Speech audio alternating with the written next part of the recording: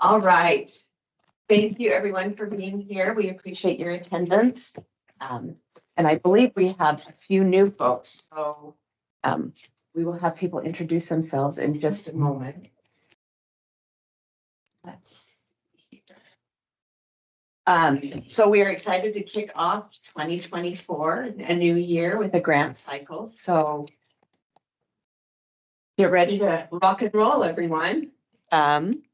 If I can have everybody put their name and your organization in the chat, that will allow me to track attendance for this meeting. And let's go around. Let's see, I'm just looking at the names here. There are a few people I don't recognize. So let's go ahead and introduce yourself real quick and who you're with.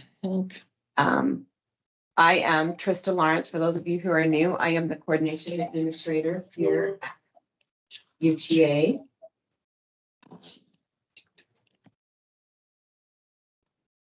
Here. Here. All right. And I will go ahead and have the other folks here in the room introduce themselves real quick. Oh, let me undo my camera. And I'm not sure what you guys are seeing, what your view you're seeing. I'm just putting my face. I'm Christy Allen. How is everybody? Good to see you. Manager of Coordinated Mobility. Okay. And Jared?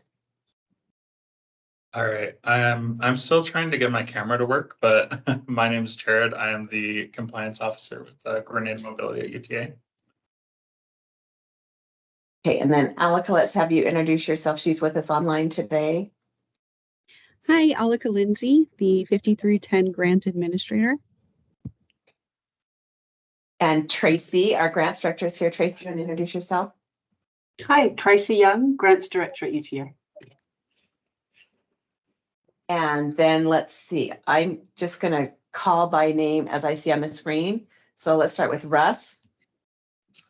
Can everybody hear me okay? Hey, Russ. All right, Russ Stoddard, Aging and Adult Services, Salt Lake County. I'm the section manager for independent aging, and we oversee the Rights for Wellness program. Thanks for having us. Michael DeBrecian, let's have you introduce yourself. Hi, my name is Michael DeBrecian. I'm with Camp Kostopoulos Dream Foundation. And Holly.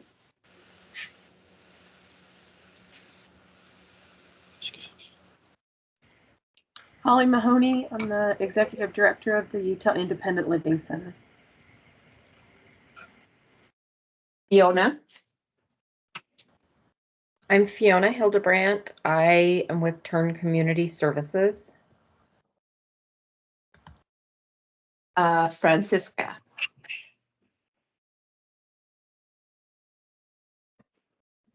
You're muted, Francisca. Heck, how about that? I'm Francisca Franco. I'm the program manager for the Rights for Wellness program with Salt Lake County Aging and Adult Services. Thank you. Nels. Somebody see if they can admit Henry. He's not in the queue. Yeah, Nels Holmgren. I'm with the Division of Aging and Adult Services for the state of Utah. Thank you, Nels. Susie. I'm Susie with Susie Senior Companionship Services. And Henry Neville. Thank you, Susie. There's Henry. I apologize if I pronounce the name wrong, but is it Adam? Alu? Yes, it's Atem. Yes. Can you hear me? Yes. Oh, okay. Yeah, my name is Atem. I work for the Department of Workforce Services, Robert G. Services Office. Thank you for being here. Jay Wacker. Hi, good morning, everybody. Jay Wacker, Yellow Cab Utah and Ute Cab Company. Henry.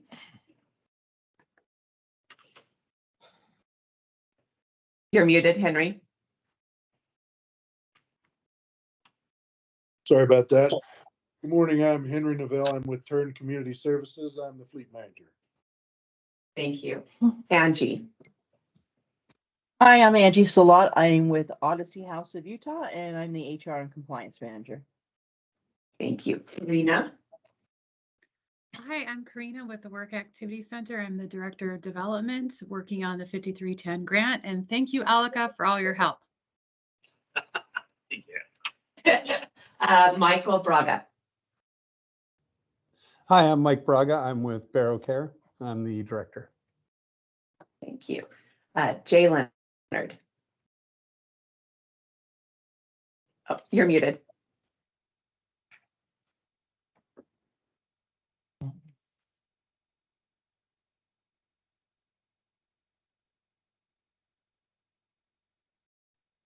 We're still not hearing you, Jay. Okay. Sorry, I can speak for Jay. Sounds like their mic isn't working today. Jay's on the grants and compliance team at the Road Home. I guess I can go ahead and introduce myself at the same time. I'm Courtney Dallin. I'm Bailey White's interim as the grants and compliance supervisor right now while she's out on maternity leave. And like I mentioned before, we both represent the Road Home. Perfect. Thank you, Courtney and Jay. Ricky at UDDC. I'm Ricky Kreidel with the Utah Developmental Disabilities Council. I'm a program support person. Thank you for being here. Cindy Waters. Hi, I'm Cindy Waters. I'm the director at Harmon Senior Recreation Center in West Valley City. Thank you. Jamie, I don't see a last name. The in-between, I believe, is who you're with. Yes, I'm Jamie Davis. I'm with the In-Between. I'm the executive assistant here and I help with grants and development. Great. Thank you for being here. Amy Prince.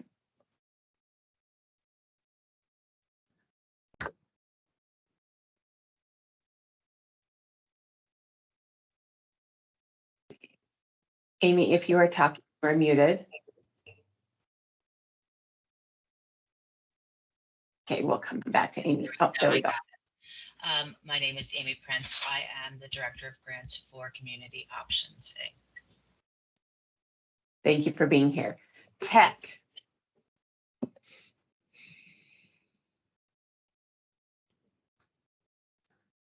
Hello, good morning. My name is Tek Nobani. I am from Community Building Services. We serve the Bhutanese community, Bhutanese refugee community.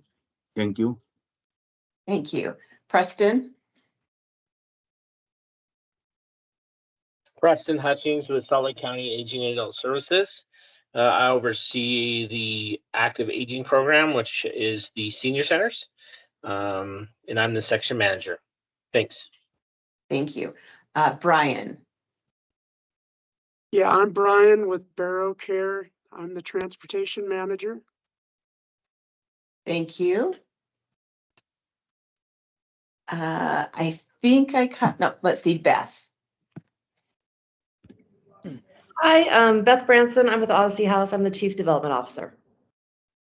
Thank you. David Beckstead. Yeah, I'm David Beckstead. I am the fleet coordinator, or the fleet manager actually, for Odyssey House of Utah. Great, thank you. Gloria. Good morning, everybody. My name is Gloria Castaneda. I'm the 211 Senior Director at the 211 program at the Utah Promise office in Salt Lake City. Thank you. Eric Gomez. Yeah, hi, good morning. My name is Eric Gomez. I am one of the travel trainers for the Utah Transit Authority. Thank you for being here. And I thought I saw Meyer Loy from United Way on here. Are you still here? Yes, I'm also with Gloria at 211 at Utah's Promise in Salt Lake City. Thank you for being here. Is there anybody I missed that did not get to introduce themselves? Shannon's here too from the Work Activity Center. Thank you, Karina. Okay. And I see Clint just joined us. Clint, you want to introduce yourself real quick? Hi guys, this is Clint Wilkinson. I'm a project manager at ETA. I'm the ride pilot guru. So if you have ride pilot issues, he's your man. Okay, thank you everybody for being here. It's so great to see so many new faces and to have such a great participation in our coordinated council. So we're going to just do a couple of reminders real quick. I sent out an email, I think it was about a week ago, maybe a week and a half, about an upcoming training that was is through ERSTA for the Braun lift maintenance training. The deadline to register for that is Friday, the 23rd. So if you are interested in sending somebody from your organization, please get registered for that. If you need the email resent, you can email me at tlawrence@rideuta.com and I will forward that out again so that you can get registered. Just wanted to let everybody know as well that the referral line that we've mentioned at the last several LCC meetings is up and running. We haven't had a lot of calls yet for referrals. We had a couple in December. I'm still waiting for January's numbers, but that is up and running. And a little bit later in the meeting, I'll show you kind of where to find that information on the website. We are working as an organization internally to apply for a couple of different grants to fund the actual emergency trip portion of that so that we can start providing those rides. Our goal is to be able to start providing those mid to late spring. Let's see, for those of you who were awarded funds in the 1920 grant, which was the amended year where we had all of those extra capital projects. Please get those projects done and those invoices submitted as soon as possible. We do need to get that closed out. You have until June 30th to spend those funds.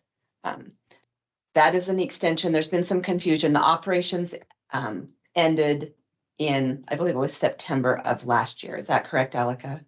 I'm going from memory. I'll cover it in my section. Okay, we'll get to that. But if there was some confusion over dates, so this is for just the capital projects, so you have till June 30th to spend those funds. Yeah, I've got the dates on my slideshow so that they Okay. can visually see it. Perfect, thank you. We're going to turn the time over to Christy to do some vehicle updates. Oh, okay. I don't have to turn my mic on, right? I'm so used to scrambling for my microphone. Good morning, everybody. We're really glad you're all here. Thank you. Did you mention the Braun lift maintenance thing? Yes. Okay, good. Sorry, I was being distracted. Okay. Let's see. Sorry, trying to scroll down here. Oh, just vehicle update. Okay. These are the vehicle updates. So we did a lot of you who had been awarded minivans know we got the last big order throughout the fall into December on the minivans from a contractor we had. We are done with that contract. So in the meantime, we have a local vendor that is on state contract now, which means we can use the local company to order vehicles in, like minivans. I'm hopeful that that might be a little quicker process as we're moving forward, I hope. Instead of putting an RFP out and then getting a vendor and then doing these big orders. So we'll test this out for the next year and see how it goes using the state approved vendor for minivans. So I guess what I'm telling you is I think pretty much all the minivans that were already awarded, for the most part, except maybe in the very, very last fiscal year, like 22, I think they've all been delivered and taken care of. That being said, so hopefully in the future that'll go quicker. I'm still waiting on the non-accessibles. So what happens is I work with a procurement officer over in our procurement department. She posted, what they do is they put what we want to buy at what we call off the lot onto a state site to get state vendors to bid on those vehicles that we need. It's been really, really, really slow getting responses. So those of you who have some non-accessible vehicles, just know I haven't dropped the ball. It's just been slow. So I'm hoping to see some of those here soon. And I don't have good explanations for why. We are not asking for really anything too crazy as far as vehicles is concerned. It's just been slow getting those back from these state vendors. Okay, so the big vans, so the Ford Transit, accessible Ford Transits, we had to put an RFP because we did not, when that contract with the previous vendor ran out, we did not have an approved vendor on the state contract system. So for that reason, we had to put out an RFP, and then we had to go through those. So at the bidding process, we had to select a vendor. Then it takes a long time to get the contracts signed. So we do have, I think we ordered 16 accessible transit vans. That order went in December. So if you're waiting for an accessible transit van, that's the larger ones, those will be coming, I'm hopeful, before the end of the year, but don't get excited because it's just slow. So it's getting better. I do want you all to know that the turnaround has been better than when we had COVID, of course, and it was taking 3 years. But it's still taking usually at least, I would say roughly 18 months. So if it comes before the end of 18 months, then yay, that was ahead of schedule. So, but those have been ordered. Cutaway, so the cutaways, which are the paratransit style vehicles, those vehicles, we can buy from a state contract, because again, we have a vendor now, and we can get those probably pretty quickly, because usually the vendor for those has some on the lot. So if you do get a cutaway, those come pretty quickly. You've probably all noticed we've really I don't want to say we've inflated the price. The prices have really gone up on vehicles to an insane level. So it's costing us nearly $100,000 just for an accessible transit, which is pretty flabbergasting. Our accessible minivans are running between 60 and 70,000, depending on if you get rear or side entry. We also have, like I say, the cutaways, the paratransit style vehicles are now anywhere between 120 to 140, depending on what we get. So I know that's a lot of sticker shock, and I apologize, but yet have no control. So just keep that in mind when you're requesting. You're allowed to request any of those. Just keep in mind that, you can have significant match. Yes? The last thing you said, 120 to 140, are you talking about the cutaway buses? Got cutaways there, paratransit. Okay. So yeah, I don't going to request those. A lot of people have, most of you have pulled back from requesting those because of, again, the cost. And a lot of times Ford Transits can accommodate what you need because they're a vehicle. Sorry, the reason I asked about the cutaway is because in the application, we put 150 because we only have the 5 at 140, and then it's 150. It's going to go up to 150. Yeah. Okay. That's, yeah. Just so keep those things in mind, and keep this in mind too. I didn't plan on doing all this, but since you're applying for grants, okay, just keep in mind if your vehicle comes in for more than your award, you will be asked to make up that difference because we don't have money in the grant. So say, for instance, you were awarded $65,000, 65 was your total award, knowing that 20% of that you would have, the rest of it would be covered by the federal government, the 80%. But say it came in at 68, we would ask you for your 20% on the 65 plus the 3,000 up to 68, if that makes sense. We, again, like Alec is pointing out, we have tried to go high because we are trying to make it so we don't have, and you don't have, surprises on these costs. And we will try to warn you way ahead of time if something's looking ridiculously over cost. So anyway, I think that's everything on vehicles. So, but if you have questions, you're always welcome to reach out to me. I'm happy to answer any questions you might have, especially if you're requesting vehicles for the grants. You're more than welcome to call me or email me. Oh, and Christy, then, can I share something? yes, go ahead. Can I share about some available vehicles? I got a message the other day from Lewis Bus telling me they have some accessible Toyota Siennas that have the lifts that go in from the side. They also have some cutaway buses that he's marked all these vehicles down. He's trying to move. So there's some vehicles on his lot that are available if anybody needs any. Yeah, it's always good. If you don't know Lewis Bus or Jason Morgan, reach out to me. I can give you his contact. He usually always has. So if you have money that isn't associated with us, like if you just have, you need a vehicle and you have funds to go buy something on your own, reach out because Jason usually always has some things. He's usually always getting rid of some older models at a good price. So you can always reach out to me for that contact. And then I forgot that Trista, we had talked to Ryan Taylor, who's over, he's the RGM over Paratransit Special Services. And he said just be wary on the Fords. Did he include, was that including the transits or was that? Transits. On the Ford Transits, they have, well, they don't drive Ford Transit, so it must be their cutaways. Just be wary on your larger vehicles. It was the Twila Transit. That they No, because they're electric. Yeah, those are electric ones. Yeah. So anyway, they're having an idling issue. So what happens is, so when our system, when paratransit goes out to pick up somebody, you might be aware of this, the vehicle stays idling.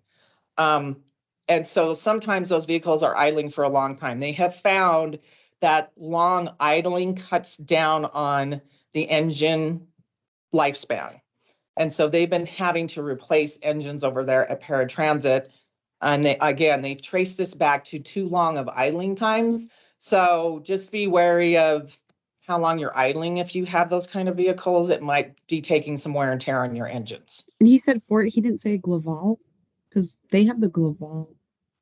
Yeah, he said Ford has to be Glaval because he doesn't use any Ford Transits. So it's got to be They the cutaway. could.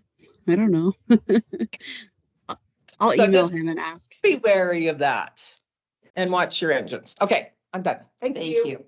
Okay, Alice, I'm gonna turn the time over to Alika, but let me share my screen real quick so I can get her slides up here. Thank you. Are you seeing the slides? Yes. Can you click present? Yes, if I can get my cursor over there. You can click from beginning. That would work. Or present in Teams. Oh, maybe that. Oh. I don't know. I've never used that. That's cool. Is it showing what you want, Alika? No. Probably not. Oh, No. it's thinking. Oh. Okay, just click from beginning then. That should work. I don't know.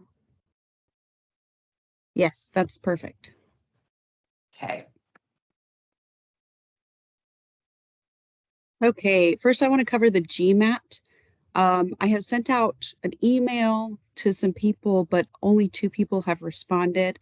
We really need some volunteers for the grant management advisory team for this year's application cycle. So if you are not an applicant this year, or maybe you are working for an MPO, or anything like that, please reach out to me if you want to volunteer to be on the grant management advisory team. I'm estimating that you would spend maybe 2 hours just reviewing the application scores after we've scored them.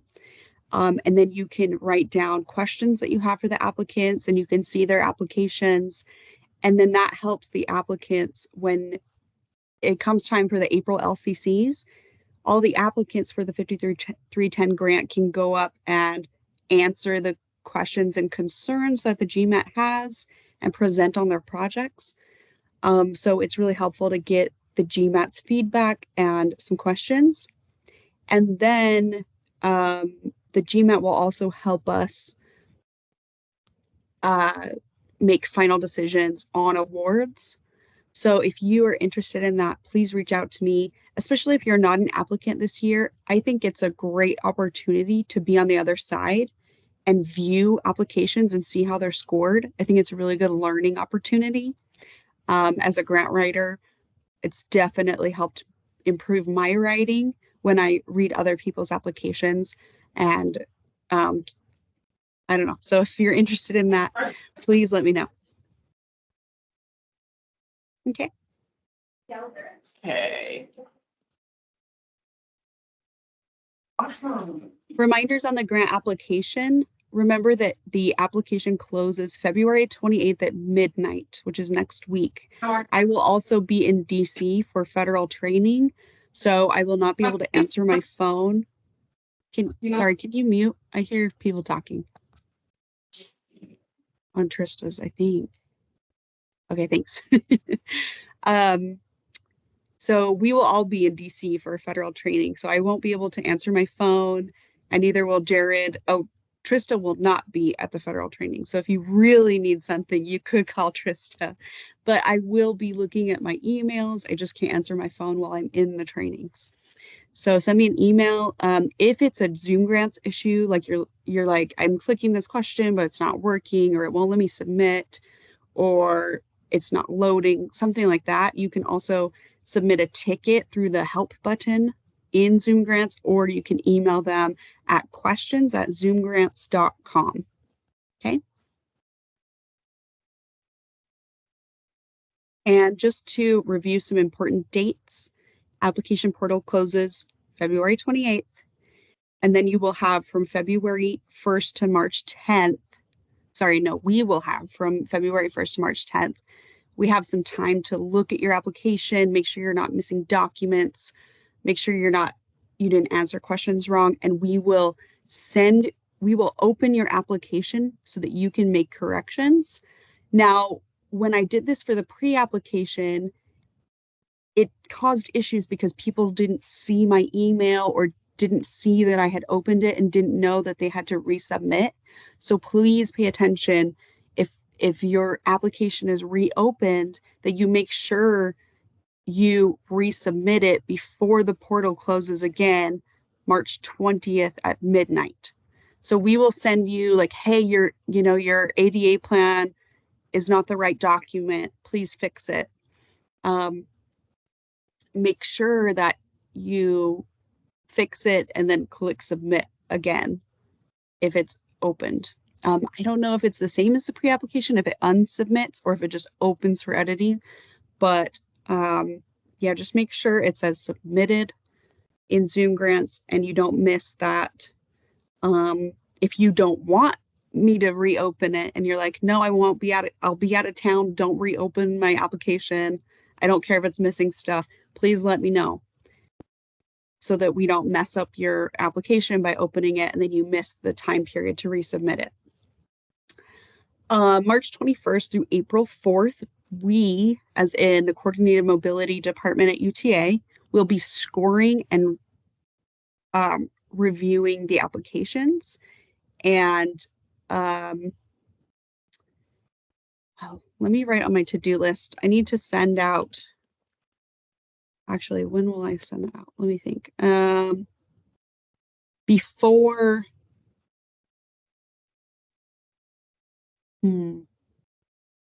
trying to think.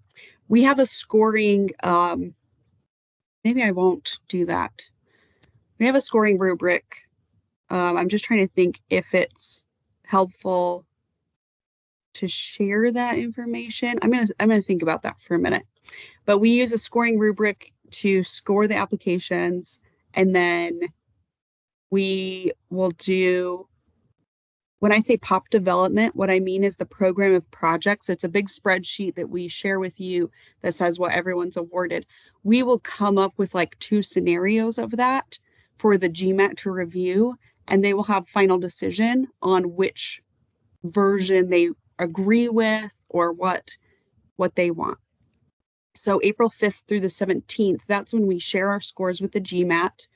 They can see it, write down questions that they have for the applicants, and then we will send the applicants those questions ahead of time so they can prepare to answer the questions during the April LCC. You don't have to make a fancy presentation or anything. Some people do like to share a slideshow and say, here's some pictures of what we do and this is what our project is. And, that's great, but you don't have to. You can just go up, answer questions, talk a little bit about what your agency does in your project so that the GMAT can put a face to the project and to your application. And if you don't want to do that, that's fine too. Just let us know. But I think it's a good opportunity to answer any questions that the GMAT has about your application or concerns that they have. Then we ask that the GMAT stays after for 1 hour. That's why we're doing 3 separate days for that LCC, so that we have extra time so that the GMAT can stay behind and discuss their awards and then make final decisions. Then in May, if we need the GMAT's input on any last minute changes or anything before we finalize it, we might send out like a virtual meeting. But that's only if we need. If final decisions were already made at the LCCs, then we won't need to do that. Then we draft award letters and agreements. Then in June, the LCC meeting in June will show you the final awards and we'll send out your award letters. Then we wait for the FTA to approve. That's why there's no exact date on this. We have to wait for their approval. Once we have their approval, we will send out the grant agreements for you to sign. Until you've signed your grant agreement, your project cannot start, but your operations can be backdated to when the FTA approves the project start date, if that makes sense. So you can be incurring costs for your operating expenses and holding on to those. And then once your grant agreement is signed, then you can send in those invoices. If you have questions about that, email me, I can explain it further. September 15th through the 20th is usually when we do the post-award training workshops, unless something happens and I have to move that date. It'll probably be in that week. All right, next slide. Sorry, that was long. Reminders for 2019 capital. Trista touched on this. You must incur the costs for your capital items, meaning your receipt needs to be dated before June 30th. And then you have 90 days to get in all your receipts, your closeout paperwork, which we can just email you. It's like just one form, and any last minute documents of any kind. You have that 90 days to get all of that into us so we can close the grant. But any invoices, receipts, anything like that for these capital items have to be dated before June 30th, or we cannot reimburse you for that expense. So please go look in your 2019-2020 Zoom Grants Award. Look at your budget, make sure there's no, zeros on your spent column and you don't have any remaining funds in your budget column, because that means either you haven't submitted an invoice for something you've received already, or you haven't spent money. Maybe you have to buy something. So please get that done, because some sub-recipients have still not sent us invoices for items that they were awarded. Okay. If you have questions about what's in Zoom grants, maybe your budget doesn't look right, or you're like, oh, I'm not going to spend that, contact Jared. His email is here, jared.aranda@rideuta.com. So it's a little different than the typical or old UTA emails. The new ones are like this. Okay, I think that was my last slide. Nope. Okay. And then reminders for the operating assistants.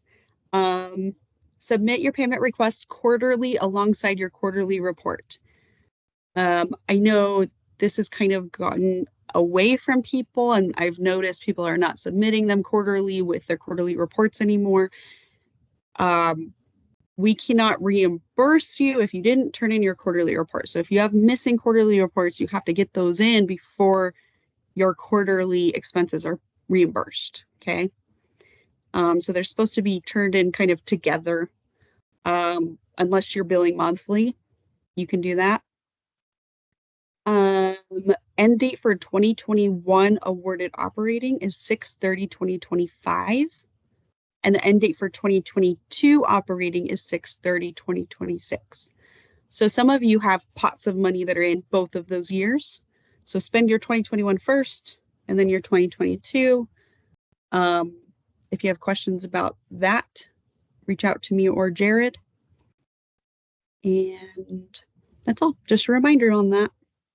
I think that's my last slide. If you have any questions at all about the application, please let me know so I can help you. Good luck. Thank you, Alika. Okay, let's see. So I wanted to show everyone where they can find things on our website. So let me bring this up and share my screen again.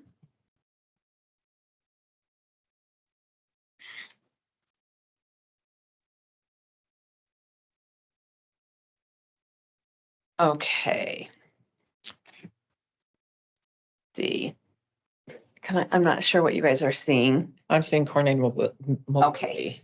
So to get to the coordinated mobility portion of the UTA website, it is rideuta.com/CMM.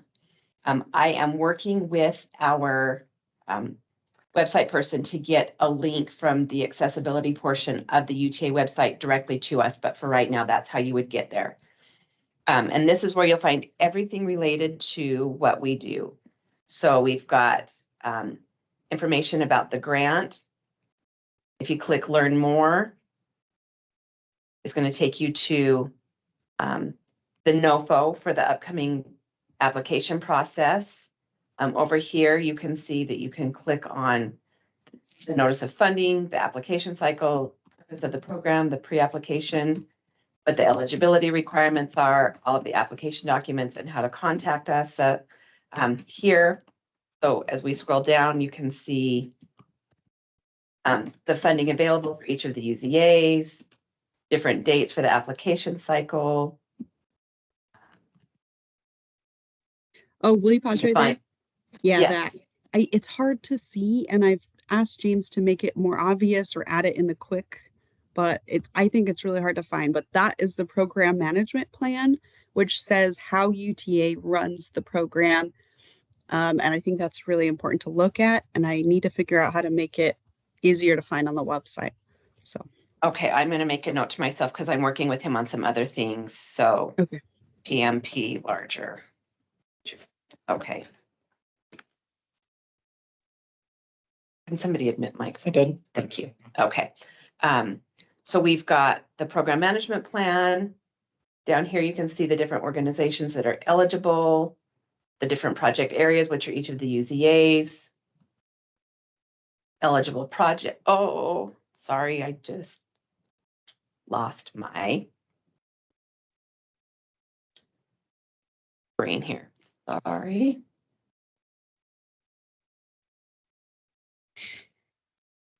All right, my cursor is frozen. Give me a second.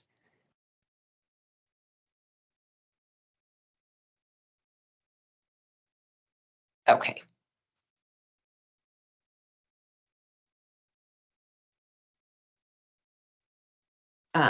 Down here, and Christy's going to talk about this here in a bit, but when we sent out the survey back in November, a lot of people responded saying that they didn't know where to find the human service transportation plan for their area. So that is also linked here on the website for each of the UZAs. So we've got Salt Lake County, Utah County, Weber Davis, and then Bear River as well up in Box Elder County. All the different documents that you need for your application and how to contact us. Then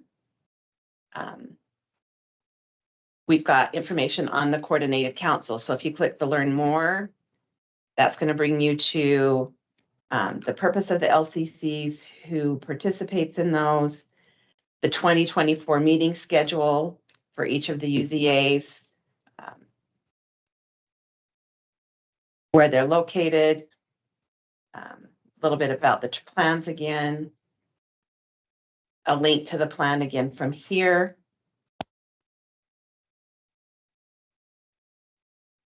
And then if you want to see the different phases of the specialized transportation plan, you can see that. There's also a link from this page if you wanted to go back to the grant information. If you click learn more, it takes you back to the page we were just on. Different technology solutions. a link for the donated vehicle program. So this tells you a little bit about it, and I believe this is where the application is that you submit to get your name on the list. So it talks a little bit about, yeah, here's the application here and what that project is and that program. And then we've got community resources. So this is the link to the call-in referral center. So it talks about the referral line, gives the phone number, what the purpose of the program is, covers our hours of operation. Again, right now it is just referral services. And these individuals are being referred often to a lot of you and your organizations for support in finding that long-term transportation solution. So then it lists each of the identified community partners here. So if you want to look at your information, make sure it's correct on that website, you can do that. If you find that your organization is not listed here, but you would like to be part of that referral, email me and I will get your information added.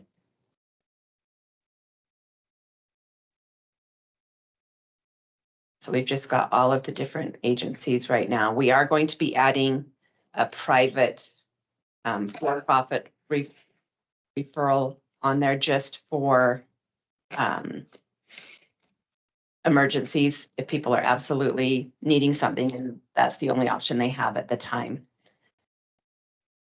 So anyway, hopefully that helps people find what they need. Again, right now it's rideuta.com/CMM to get there. So you can also give that out to your clientele if they're needing to navigate and find the referral line. I am going to now turn the time over to Christy to talk about the Human Service Specialized Transportation Plans. Am I sharing my screen? I can bring it up here. Are you seeing, tell me what you're seeing. I'm seeing people. Yeah. Oh, I guess I need to share my screen again. Like I say, I can share mine, so whatever you want to do. Will it let you share? It should. Yeah, if you want to share, go ahead.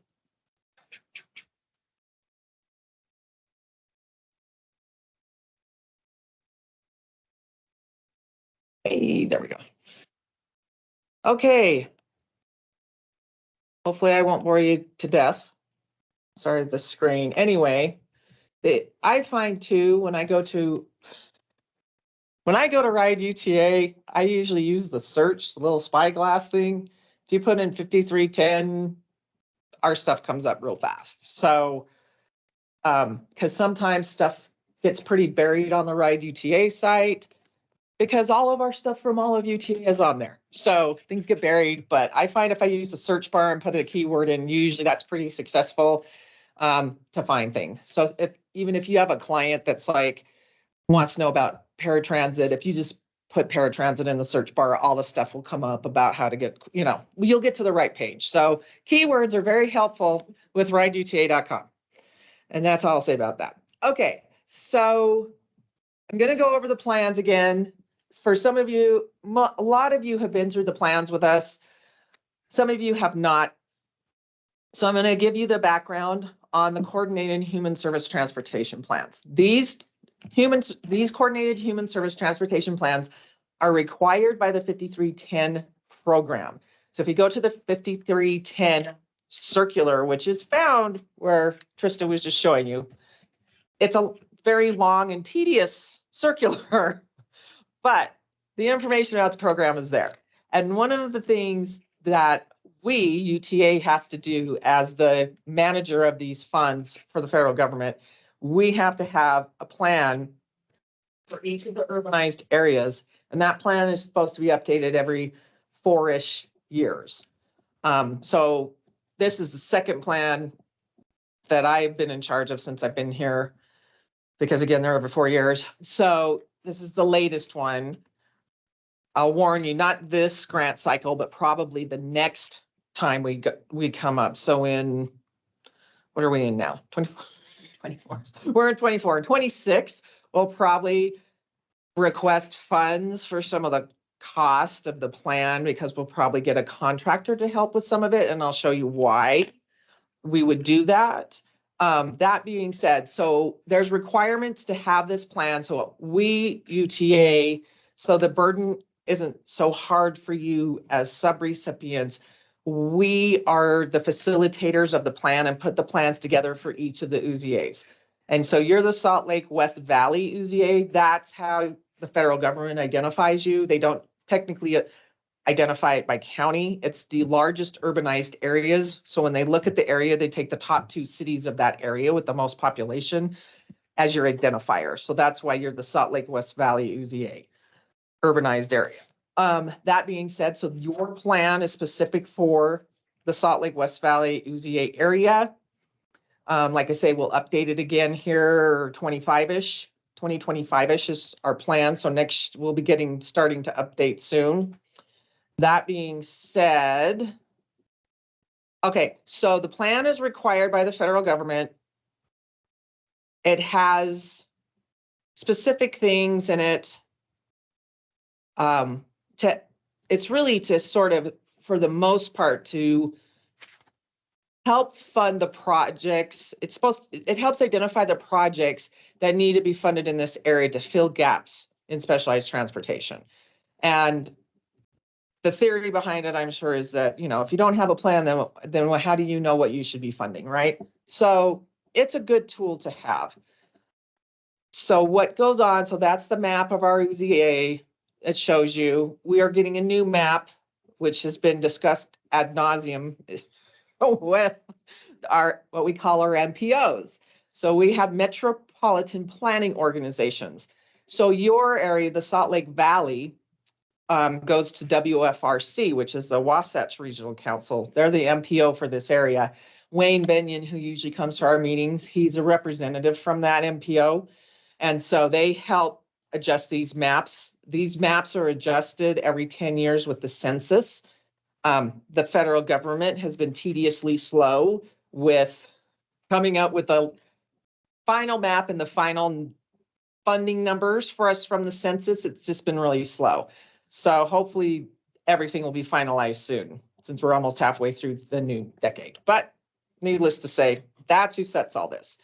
Okay, so usually what I start on in the plan, in case anybody goes to read it, sort of the information I just give you. I start with the background. We put in there sort of, why are we doing this plan? Why is this required?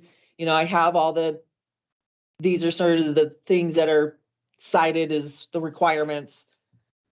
So that's how it starts. The purpose of the plan, and these purposes are specifically outlined again in the circular. So we're supposed to assess, so we sort of do an inventory, for lack of a better term, of all available transportation that is connected to possibly specialized transportation in your area. Then we identify those transportation needs, meaning what are the gaps that are still existing or ongoing or that are new. Then we come up with strategies to address those gaps. And we also have projects that we identify that we, meaning you as the LCC participators, have agreed that you would be willing to fund with the 5310 grant funds. Okay, so then I like to put in a lot of accomplishment, like things that have been going on, projects we've been doing in that area and the other areas, things that have been successful, voucher program, Utah Valley Rise, mobility management, all those kinds of things. So anybody who reads it or the federal government who looks at it realizes, yeah, we're doing awesome things with the money, and you guys as partners are doing great things. And so all of that I try to include at the beginning. So and then this has a section, we have it moving forward in the future, because these are things on our radar, right? Like micro transit. We know that, UTA has the VIA program in some areas that might be very useful to some of your clients because there are accessible vehicles. It's an on-demand platform kind of service. And so we have that. We're looking to do these emergency trips, and we'll get into that. So the crisis trips that Trista's been mentioning with the call-in line to refer people. We also want to be able to have temporary trips that we can give people, and we're working on that for this late spring. One call, one information referral center.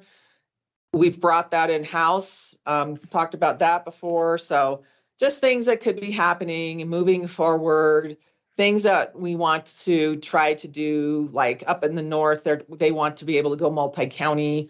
They have a hard time, particularly with aging, say, for instance, up there, Davis aging can't cross over into Weber aging and vice versa. The funds are dedicated for those specific counties, but yet they have a lot of people, as you can imagine, cross between those two counties for services. So maybe there's a way they want, they can come up with that, can overcome that barrier, just things like that.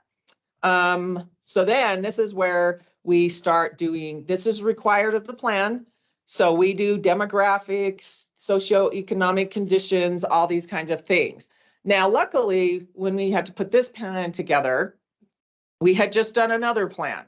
It's a separate plan, and it was on the website that you saw. So to just anybody who doesn't know or doesn't remember, so in the 2019 legislative session, our department was awarded $250,000 to do what we call in-house. We call it the Comprehensive Specialized Transportation Plan. And it was a plan for the entire Wasatch Front. We did not break out the areas. It's for all of your areas, the entire UTA service area that plan focused on. So that being said, we brought in a contractor for that. Some of you remember we did interviews. They went out and did a lot of interviews. We had a lot of surveys done for that. And so because that plan had just done a lot of this background demographic information, we were able to use that information in each of your localized plans. So that made the plan a lot easier. This is the part that gets difficult. And where a lot of times a contractor comes in handy is this kind of information, finding out all the services, doing these heat maps of, where is the aging population, where are persons with disabilities mostly, what is, are these low income, medium income, do they have transportation services? All those kinds of things are looked at in this demographic information here. Some of it's pretty interesting. So if you want to know what's been going on in your area, go to the 5310 site and pull up your plan. And it'll show you, like I say, a lot of interesting data and information. So we'll keep going down.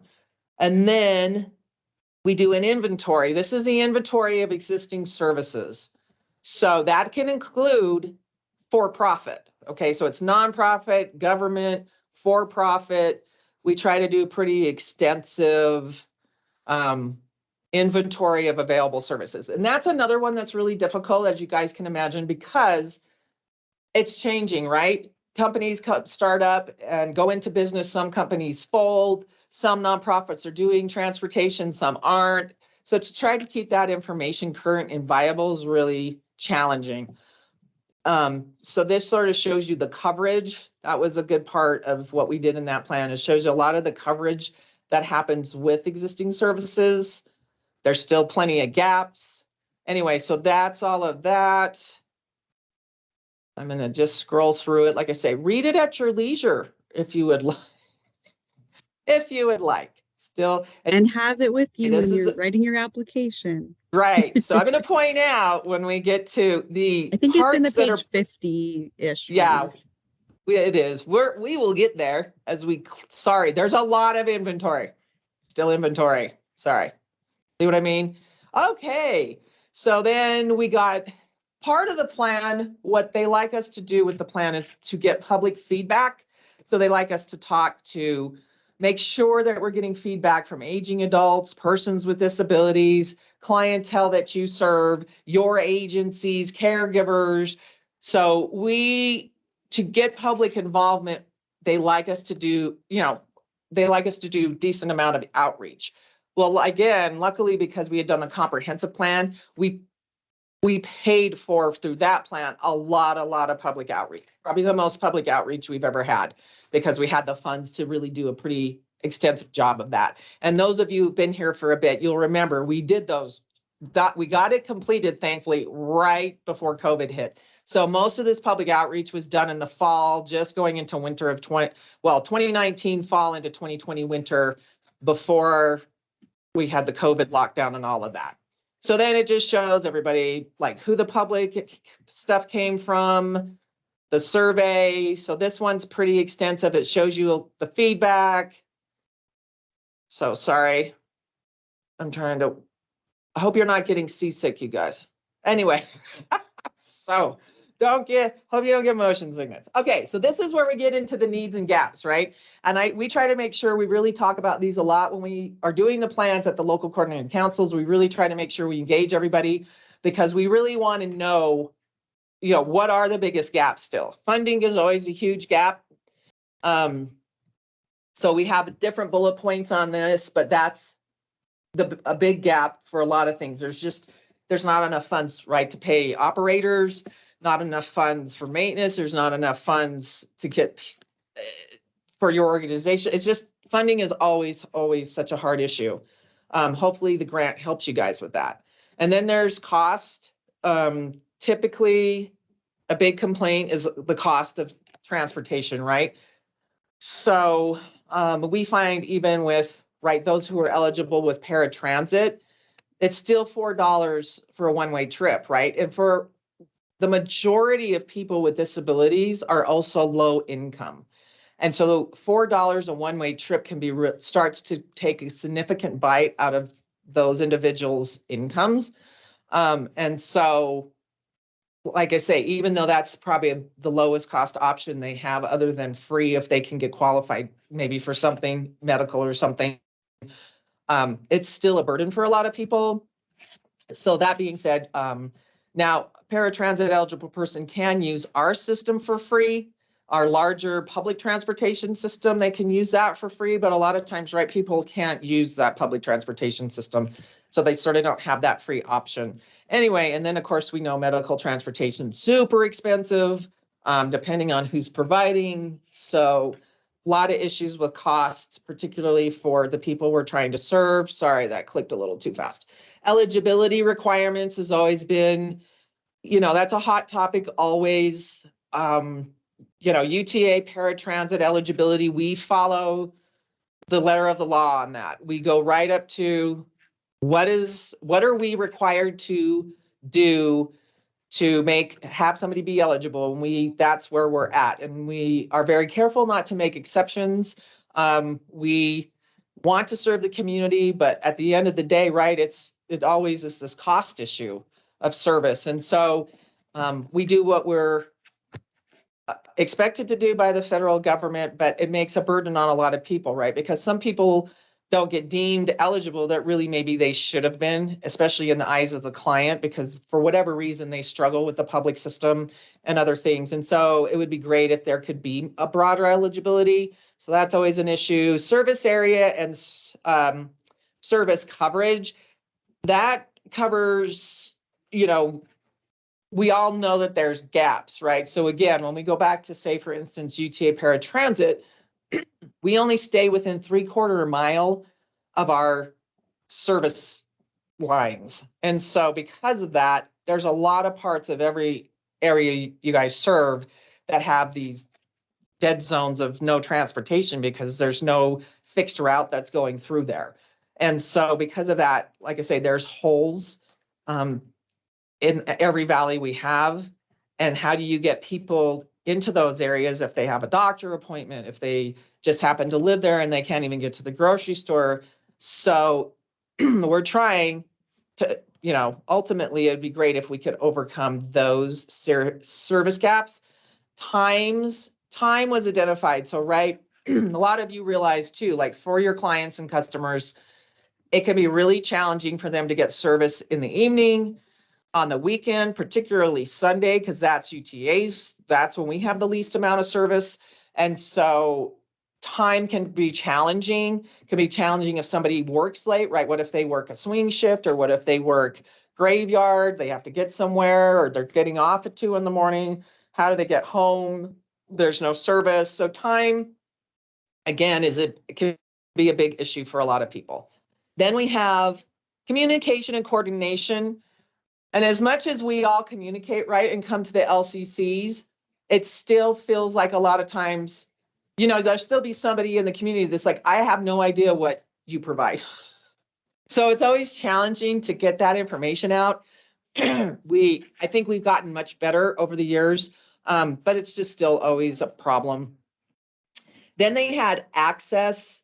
So just a person's ability to access the system, whether we know that there's a lot of broken sidewalks, some streets that don't have sidewalks. There could be areas where there's no curb cuts, the intersections are too wide. These can be issues for a lot of people you serve. So those were your big gaps for the area that were identified.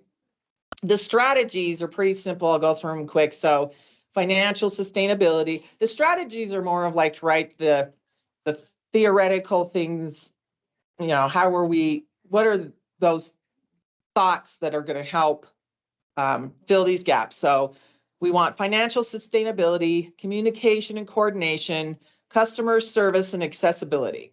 Now, this is the important part that Alika was referring to. So, and I'm sorry, Alika, help me out if you want, if I say something wrong. I have not seen the final application, but typically when you're applying for your grant,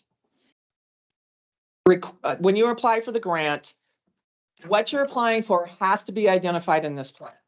So starting on page 50, this is where the projects are prioritized, okay? And when it says proposed prioritized projects, these projects are listed in the priority of which you as the local coordinating council put them. So basically they're listed from most important to you to least important. Not that the least important isn't important, but just this is a ranked list. So for instance, you guys have voucher program. That's your top thing on this list. That's what you identified that you wanted at the top of the list, and that's what is at the top of the list. Now, we do actually have a couple sub-recipients in this UZA that do a voucher program. It's a little bit different from the north, but they do that. Also, emergency trip fund. That has been identified because that's always been a gap, right? So what we're trying to do with the referral call-in line at UTA and adding those temporary trips that is to meet this need and this project right here, emergency trip fund, because we know, yes. I was wondering if you could explain that program to those who are not aware of it or don't know what it is. Sure. So we've talked about this earlier in the year. I never know how much to bore you guys, so sorry. So I'm like, I have a captive audience, hopefully. So that being said, so let me back up on this emergency trip fund situation real quick. So for years, United Way has been screening for, when somebody calls in for services, they do mobility management. They ask people if they need transportation. There hasn't been a way to do accessible transportation, but they are able, if somebody can use non-accessible transportation, United Way has been able to refer them to that. It's a Lyft service. And United Way 211 has been a great partner. We're still going to help them out and fund them and do things. They've changed their name to Utah's Promise. That being said, I believe they're still applying for grants and they're still a great partner and fill a gap that we need in the community. However, we were asked, so Tracy and I had to go present to the transportation committee this last year twice. We went, I think, back in June, and then I think we went back in August. And when we went there, Senator Harper, who sits as he's the Senate chair of the Transportation Committee for the state of Utah in the legislature. And years ago, he put into code, this was back in 2017, I think it was SB 172, back in 2017, that our actual department we are identified in the code of Utah. So our department, UTA has to have this department, for lack of a better explanation. And it's in code. And part of what was put in there is that our coordinated mobility department / UTA would be a call-in point to refer people who need specialized transportation to services. So when we met with Senator Harper and the Transportation Committee back in June, they said, we want UTA to set up this call-in line. A big reason for that is Senator Harper feels, and the Transportation Committee feels, which is fine, that we are the transportation experts, right? We're Utah Transit Authority. We have a lot of funds, we do a lot of service, and so we should be the ones helping get people to where they need to go. So then we came back to UTA. Thankfully enough, paratransit with Christine Smith and Ryan Taylor, they felt like their schedulers might have some bandwidth to help out with this. So we have set up a referral line. Is over this project. She reached out to a lot of your organizations to help refer to. This is a back and forth referral. So in other words, feel free, say for instance, if you're Salt Lake County Aging and somebody comes in and maybe they're under your age limit and you can't qualify them, have them call our number to the referral line and we can help them find some other service if they qualify for something else, okay? And this can include, like, maybe they're new, maybe they have a new disability. So they don't even know about getting eligible for paratransit. So we might refer them to paratransit eligibility. We might refer them to a private service. We could refer them to one of your services if we feel like they qualify. So that's the referral piece of this, okay? And that is up and going. However, we are also working on this gap of quote unquote, we're not calling them emergency trips in the sense that, because we don't want people to think we're a substitution for 911, right? Because that's not what we are. But we do want to let people have some temporary trips while they are waiting to get qualified for a service. Because as most of you know, for instance, paratransit can take a minute. I'm sure for a lot of your organizations, eligibility might take a few days or a week or whatever it might be. And so in that gap of time, we want to be able to give some trips to that person who is seeking some more permanent transportation service with one of our organizations. That's what the temporary trip fund is for. Right now, we have penciled in, we would award like 6 one-way trips to an individual. They would work with a contracted service that they could directly book with and use those trips until they were qualified for whatever it is they might qualify for. So that's the background and what we're working on.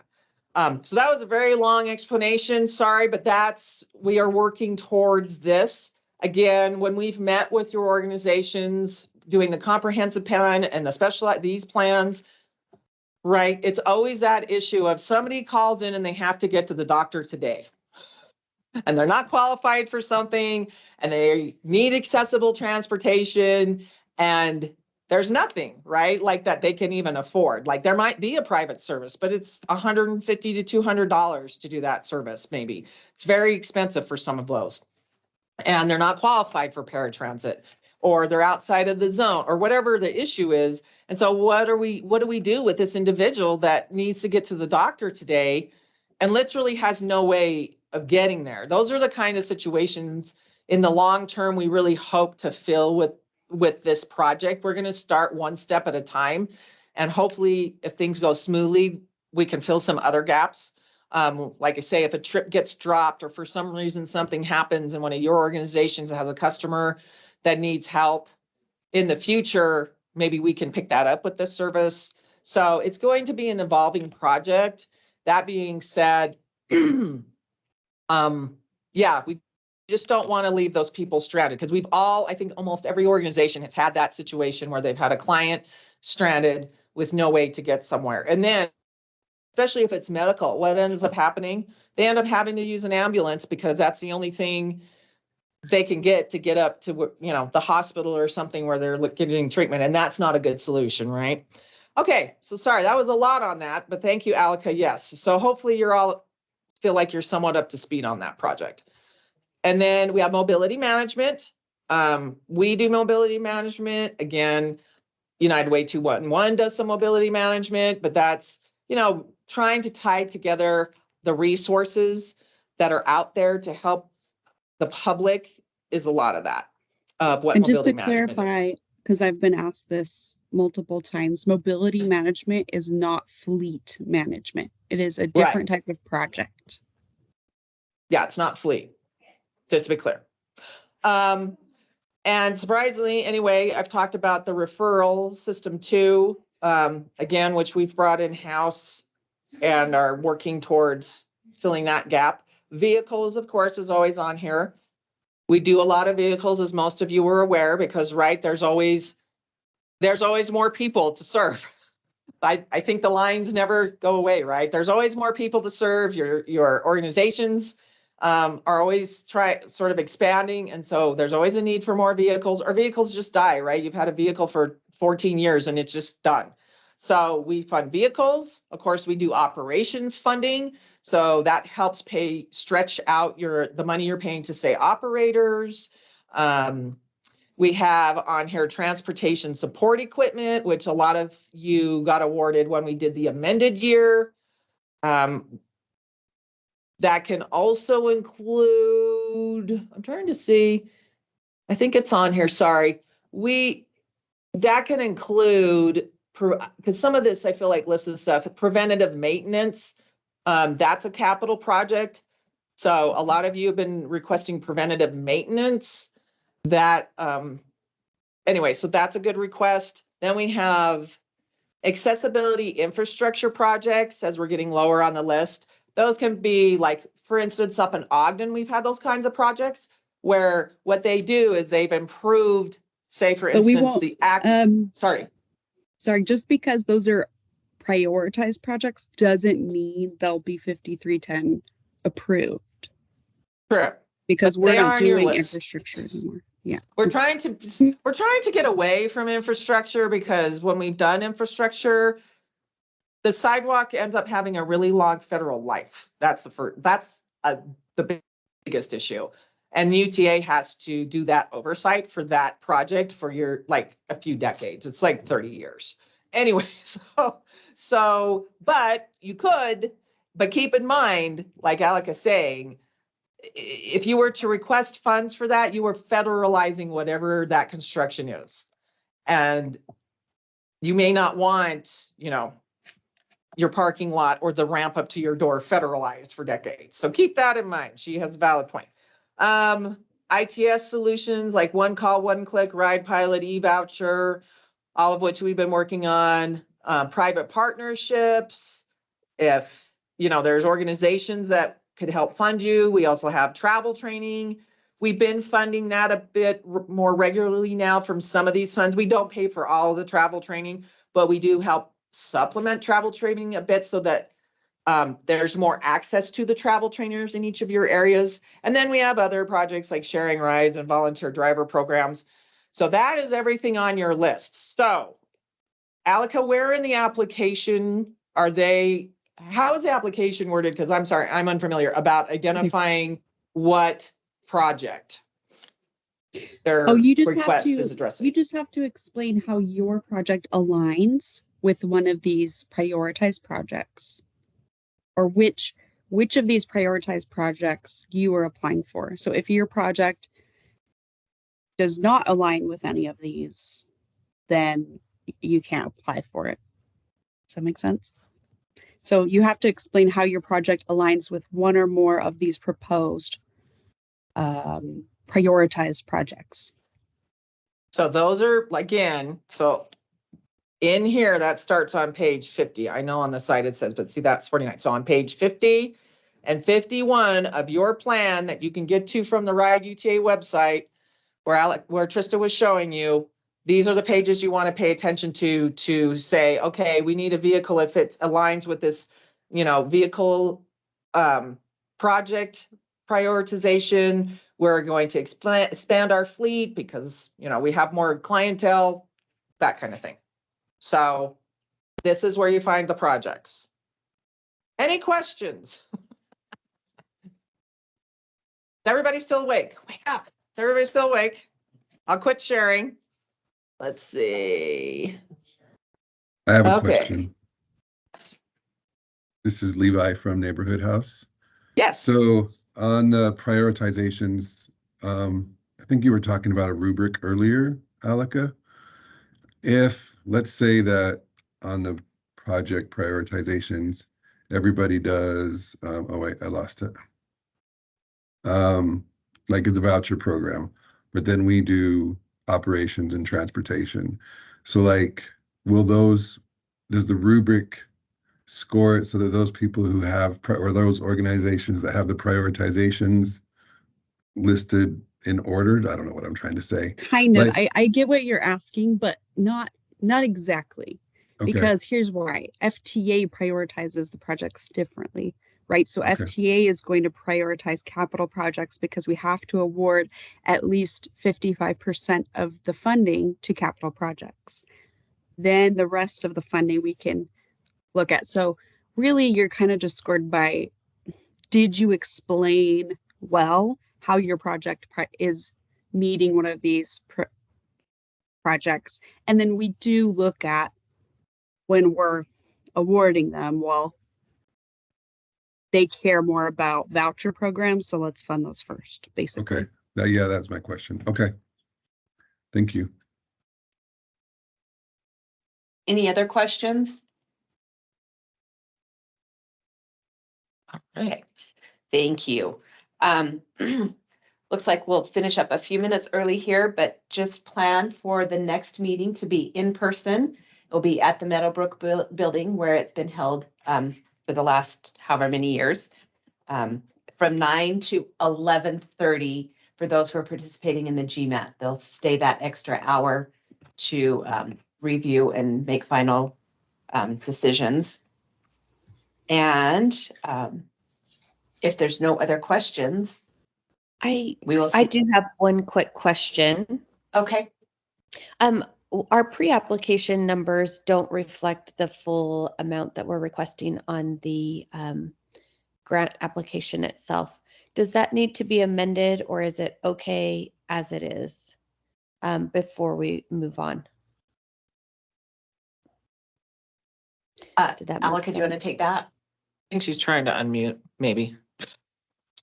She looks like she's trying to unmute. There Sorry, she I is. was looking at something else. Sorry, what was the question? Oh, so this is a pre-application amounts. The pre-application amount that was the pre-app that was approved has a different amount than what we will be applying for in our. That's okay. Okay, I just wondered if it needed The amended or if we're okay pre-application, to move on. we just want like an estimate, the best That's we what I can, thought. just so we kind of can see, are people asking enough money? Okay. Are people asking too much money? You know, that Yes. kind of thing. So that mechanism was really for UTA's ability to check on things, and then this other portion will go on. Okay, great. Yep. Just wanted to make sure. Thank you. Any other questions or last comments before we go? Okay, just a reminder, since applications are due next week, if you have questions, to email Alaka or reach out to me because I will be in the office. So we can make sure everybody gets those in on time. Okay. Thank you everybody for your time. I'm so excited to see so many participants, and we'll see you next meeting in April. And remember, Thanks, if you want everyone. to volunteer for the GMAT, send me an email. Thank you. GMAT. Thanks, everyone. Thank you. Bye. How do I stop recording? I have no idea.